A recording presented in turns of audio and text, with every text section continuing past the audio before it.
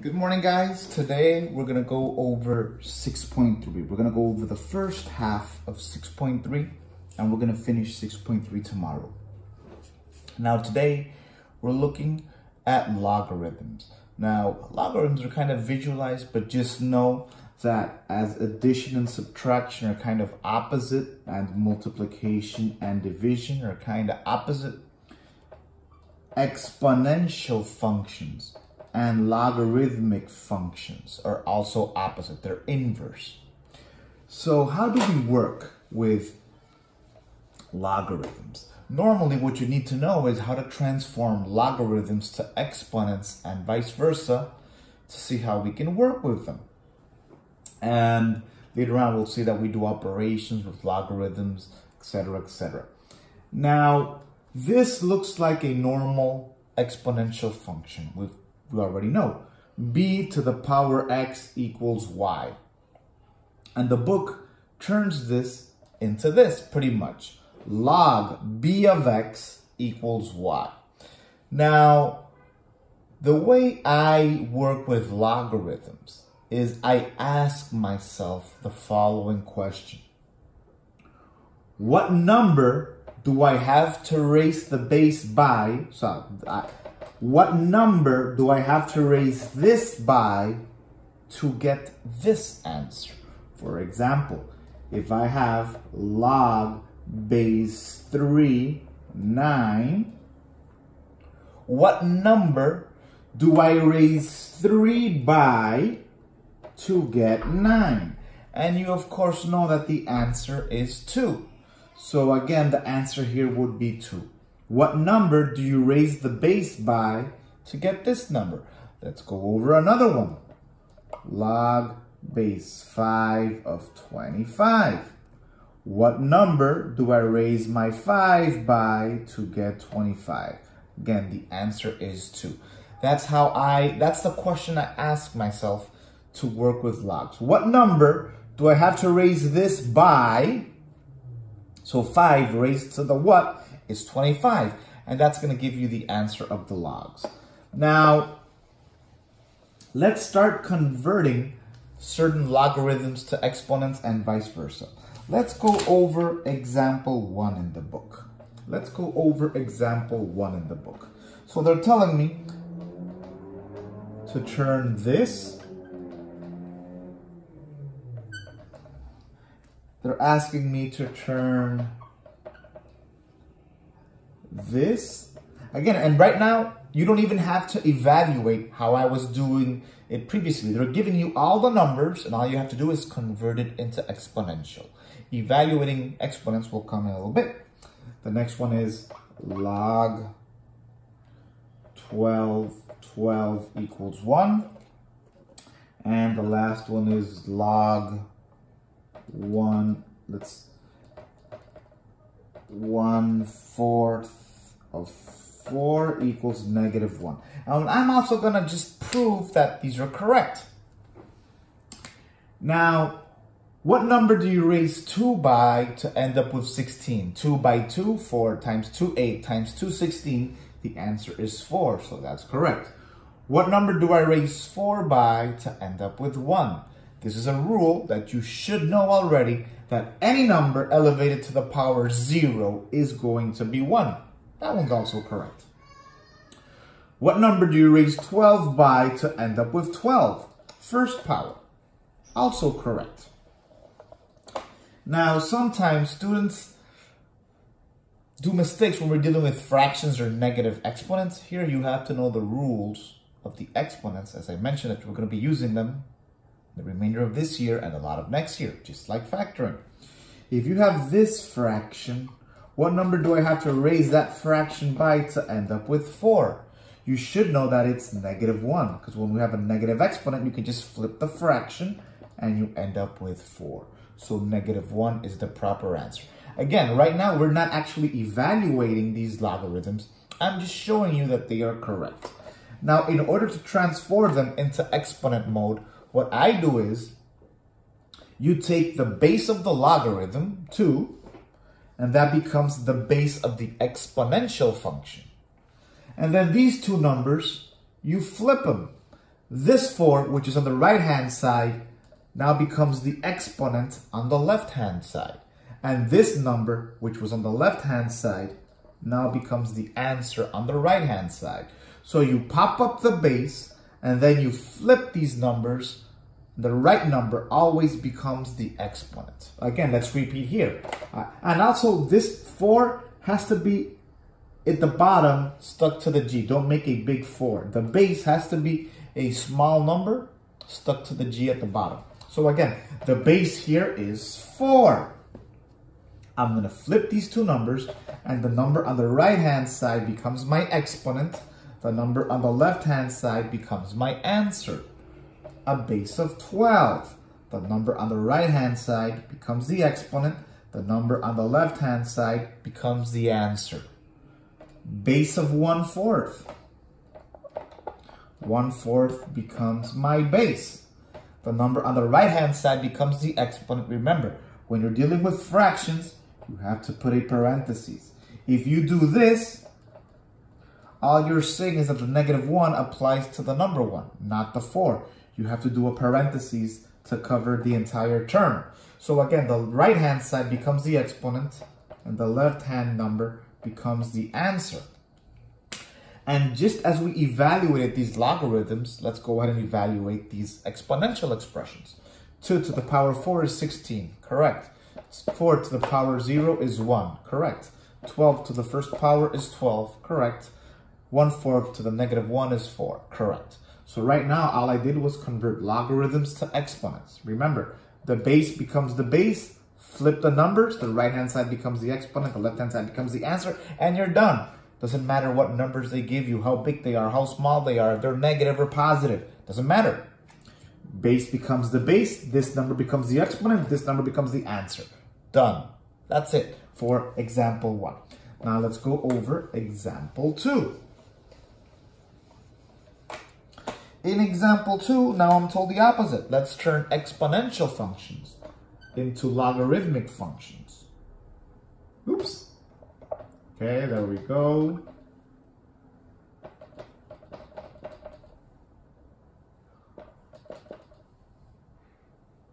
And right now, I'm going to evaluate them as exponential functions so you guys know that we're correct and you can also practice. Because again, you really need to get these rules down. Let's look at the first exponential function.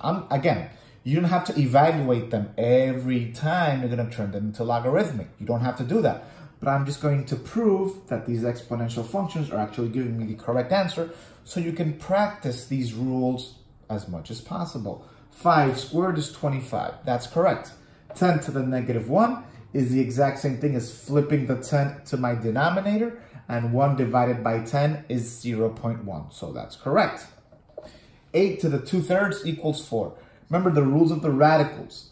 The denominator becomes the power of the root, and the numerator becomes an exponent. Cube root of 8 is 2. 2 squared is 4. So that's correct. 6 to the -3 is 1 over 216.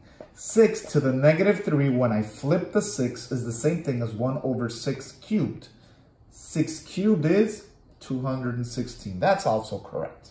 Again, I repeat, you do not have to do this when you're going to convert from exponential to logarithm. I'm just proving that this is correct, because some students are like, Profe, but how the heck does that give me 4? Well, that's how. Cube root of 8 is 2, squared is 4. Again, if you've used the rules of the powers and exponents, you should end up with these proper answers. Now let's turn these exponential functions into logarithms. And again, we're going to do pretty much the exact same process we did previously, only instead of pushing the base up, we're pushing it down. You write log, the base 5 becomes my base 5 log down here, and these two numbers become flipped. The number on the left-hand side goes to the, the number on the right-hand side goes to the left-hand side, and the exponent goes to the right-hand side. So the base comes down and the numbers are switched. A base 10, logarithm base 10. You just switch the numbers from the sides. This number was on the right, it's on the left. This number's on the left, now it's on the right. A base of 8. This number's on the left, it moves to the right. This number's on the right, it moves to the left. A base of 6. This number's on the left, it moves to the right. This number's on the right, it moves to the left. 216. And you're done. Exact same process. And remember, if you're going to turn these logarithms into exponents, it's the exact same process, only we push the base up and then we reflip the numbers, and that's it. So it's a very simple process to turn exponential functions into logarithmic functions and vice versa. Pretty straightforward. Now note, this chapter is tricky. Very tricky. And we can't see ourselves in person. So again, if you're not clear, please let me know. We'll set up a video call. Video calls aren't only for Fridays, but Friday is a day specially open to video calls and it's a practice day. But if you do have questions any day, please let me know. You cannot continue class while having these doubts.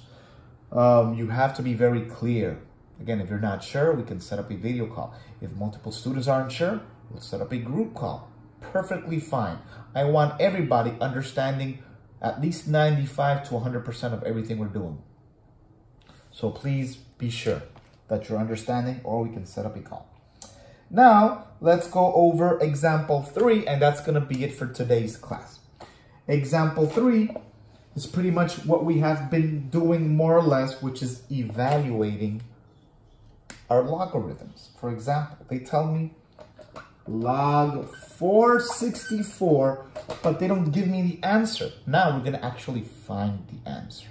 They also tell me log 5 0.2. They also tell me log 1/5 of 125. And they also tell me log 36/6. This is the base. Let me just write it here. Now, many students will say, Prophet, look at that craziness. I need a calculator. No, you don't. These exams are calculator free. When you do need calculators is when you have crazy logarithms. But you'll see that these are pretty straightforward if you know the rules of the powers and radicals properly, which you should know. Let's look at the first one. Remember, when you're trying to solve logarithms, I ask myself, what number do I raise this by to end up with this? What number do I raise this by to end up with this? Let's see, let's begin. 4 times 1 is 4. 4 times, well, not times. 4 to the first power is 4. That's not it. 4 to the second power is 16. That's not it. 4 to the third power is 64. 4 times 4, 16 times 4, 64. So the answer to this logarithm is 3. Because 4 to the third power is equal to 64. Now, they're giving me a decimal. Oh my God, a decimal! No! How will we be able to survive decimals during the coronavirus pandemic? Same as always, we work and we think. We think. Don't freak out. Think. You ask yourself, what number must I raise 5 by to end up with 0.2? Now, I'll give you a trick. As soon as you see a decimal here, and this is a whole number or a bigger number, know that you need a negative exponent because you have to send this number to the denominator and then divide. Let's begin with, always begin with -1, see what happens. What happens if I raise my 5 to -1? That means it drops down to the numerator and becomes 1/5. And again, this is a calculator-free, this should be a calculator-free division. 1/5 is 0.2. So the answer to this is -1. Again, whenever you see decimals that are below 1, or usually, you know, when the number here is smaller than this number, just think that you might have to use a negative exponent. Send it to the denominator and divide. Again, basic rules of exponents. Oh my God, profe. Again, now the fraction is here at the base. This is craziness. No, just think, same deal. I have 1/5 and I need to end up with 125. Right now, since this 5 is in the denominator, I have to send it to the numerator. How do I do that? A negative exponent. So I know this number is going to be negative, the exponent. Now let's find the actual number. What is 5 to the first power? It's 5. What is 5 to the second power? 25. What is 5 to the third power? 125. So again, all I did here was flip the 5 and then raise it to the third power. That's why the answer to this is -3. Okay. And the last one also, oh my God, what number do I raise 36 by to end up with 6? You have to think in terms of powers and also radicals. What is the square root of 36? Not positive -6, but remember, we stick to the positives here. 6. The square root of 36 is 6. What exponent represents square root? 1/2. You should know that. One of the basic rules of radicals. So the answer to this logarithm is 1/2. 36 elevated to the 1/2 equals 6. Now note that these are the basic problems you're probably going to see. You're going to see perfect square roots here. Now you know that whenever you see a number that is a square root of another number, it's going to be 1/2.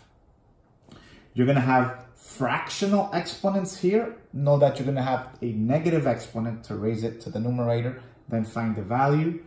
You're going to have small decimals here. That means you have a negative exponent because you send this base to the denominator and do a division.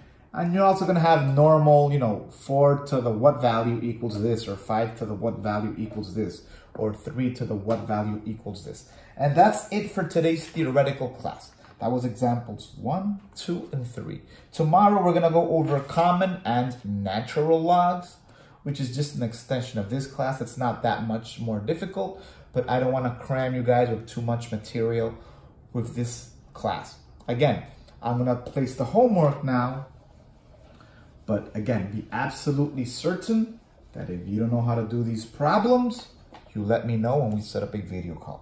Now for the homework on page 314, please do from 5 through 10, which is rewriting logarithms to exponential. 11 through 16, which is rewriting exponential to logarithms. Should take you 4 minutes. Just flip the numbers, the rules I gave you guys. And the ones you have to evaluate, which are somewhat tricky and that might take you some time. Let's do 17 through 20 only today. 17 through 20. Just so you can get your feet a little wet and practice that a little bit. Tomorrow, we're going to do more evaluations. And we're also going to finish off with common and natural logs. So today, just practice rewriting the expressions and doing very simple evaluations. Tomorrow, we're going to focus on natural common logs and more evaluations. Note, we will probably have a quiz next week. Before we give you the quiz, I'm going to tell you guys on Friday what day we're going to have the quiz. And also, we're probably going to have 2 review days before the quiz. So it's only going to be practice exercises and video conference sessions. And I'm also going to use those days to be very clear on how the quiz will work. And we might actually have a practice quiz the day before the actual quiz, so you can log in, see how it works, feel comfortable with the actual quiz. And we're actually going to do that. The quiz, I'm pretty sure it's going to be at the middle or end of next week. It's not going to be all the material given. Of course, I'm going to just look back and try to section off a piece of material, and that's what you're going to have to focus on for this next quiz. So again, we're going to have 2 review days, which are just absolutely practice days. And one of those 2 review days, I'm just going to upload a practice quiz, which I recommend everybody do in order to just get a feel for the system, how it's going to work. Okay? Don't want you guys freaking out or not knowing how to work the software when we do this quiz. If you have any questions, let me know. Otherwise, get to work, and I'll see you all tomorrow. Take care.